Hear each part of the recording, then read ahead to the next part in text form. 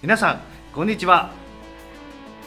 指揮者の木村幸太郎です。今回は指揮者では食べていけないのかについてお話ししていきたいと思います。結論としては食べていけます。指揮者には大きく分けて2つの種類があります。1つ目は国際コンクールなどで賞を取って音楽事務所がマネージメントをしてくれるような指揮者のことを言います。これが一般的な指揮者の形です。2つ目は大手音楽事務所には所属せずに自称として活動する指揮者です。まず1つ目の一般的な指揮者の話からします。彼女らが所属する音楽事務所は全国のオーケストラと連携をとっており、オーケストラからの発注を受け指揮者を送り込みます。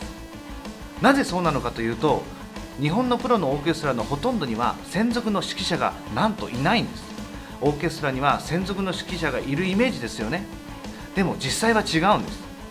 一人の指揮者が一つのプログラムまたは似たようなプログラムで全国のオーケストラを回るような仕組みになっています。大手音楽事務所の指揮者への支払いの金額については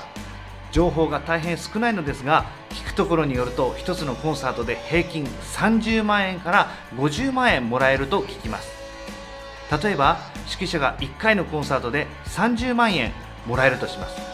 指揮を依頼された人はコンサート当日までに準備をする期間が約1ヶ月くらい必要と思います。そうすると日給約1万円、1日8時間労働すると時給1250円ですね。1回のコンサートは約2時間ぐらいですので、2時間で30万円と考えれば高額なイメージですが、膨大な準備量が必要なので妥当な金額かと思います。また人気商売なので人によってもらえる金額は違ってきます。日本人なら誰でも知っている少しご高齢で白髪の指揮者は一つのコンサートでベンツ E クラス1台分ほどのギャラをもらうという話を聞いたこともあります。2つ目の自称指揮者についてお話をします。なぜ自称指揮者が存在するのかというと、日本では指揮免許資格がないからなんです。本人が指揮者と思ったら指揮者なのです。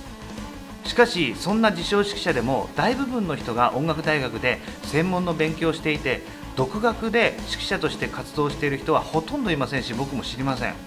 僕の知人で医者をしながら指揮者をされている方もいらっしゃいますが、この方は医学部も出てそれから指揮の勉強もされて指揮者として活動しています。日頃は音楽以外の仕事をして休みの日は指揮者として活動している兼業指揮者もいます。では自称指揮者はどのように稼ぐかというと、関東関西では市民オーケストラのようなアマチュアを相手に指揮を複数団体掛け持ちしながら収入を得ている人もいます。でも福岡のような地方ではアマチュアオーケストラも少ないので、関東や関西のようにはいきません。福岡のアマチュアオーケストラの多くは一般的なタイプの指揮者を呼ぶ傾向にあり、ギャラも平均すると50万円から100万円くらい稼ぐと聞きます。特に東京ではアマチュアオーケストラが一駅ごとに存在するとも言われているので、自称指揮者の仕事はたくさんあるように思います。一人の自称指揮者が一月に平均して2つから3つのコンサートがあり、1つのコンサートあたり20万円から30万円くらいもらえるようです。ですから関東関西では自称指揮者タイプは稼げると言えます。次に日本と海外の指揮者の違いについてお話をします。違いと言いましたが、ギャラの設定は日本とほとんど変わりません。しかしアマチュアオーケストラはあまり数多く存在しないので、自称指揮者は限りなく少ないです。僕の話で言いますと、海外で一つのコンサートを指揮すると交通費、宿泊費、食費以外に10万円単位からのギャラをもらえます。ツアーなどに参加した時は10公演以上もありますので、ツアーっていうのは本当にありがたいんです。では一般的な指揮者は指揮以外でどんなことをして稼いでいるかという話をします。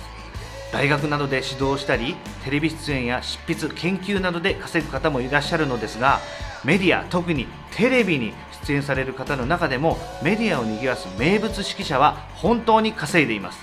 そしてメディアに出るということでさらに人気が出ます。人気が出るということは集客にもつながりますので、所属音楽事務所にもたくさんオファーが来るということでメリットが大きいと言えます。次回は僕がどうやって指揮者になったかをお話しします。最後までご視聴いただきありがとうございました。さようなら。